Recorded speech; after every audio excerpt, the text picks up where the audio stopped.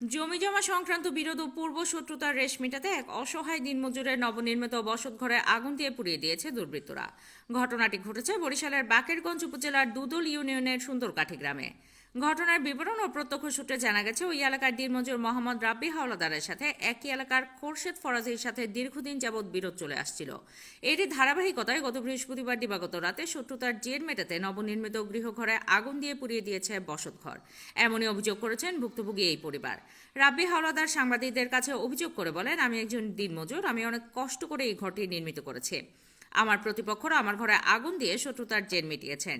তিনি আরও বলেন, প্রকৃতপক্ষে খোরশেদ ফরাজি একজন মামলাবাজ, ভূমিদস্যু ও চাঁদাবাজ। জমি জমার জাল দলিল করা তার নেশা এবং পেশা।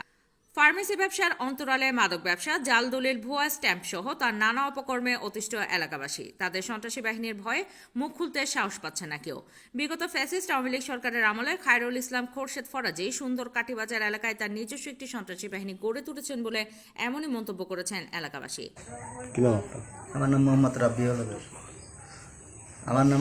রাব্বি হাওলাদার। এই ঘটনা যেদিন হয় এর কয়েকদিন আগে ওর ভাই, খোরশেদের ভাই কালাম ফরাজি ওরা মিললেই কোপাইছে, কারণ ওর ভাইয়ের কোনো ছেলে সন্তান নাই, জাগা জমি যা আছে এইটা খোরশেদের পোলাপানে খোরশেদ দখল করতে পারে, এই জন্য কোপাইছে।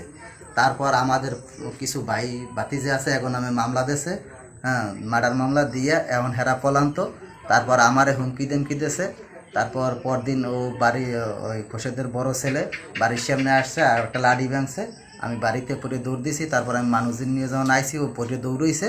দৌড়াবার পর রাত্রে আইয়া আমার ঘরে খোরশেদের বড় ছেলে আর আইয়ুব আলী খান, ওই পাশেই বাড়ি, এরা আইসে আমার ঘরে রাতের বেলা আগুন দিয়ে চলে যায়। এবার আপনি কি চান?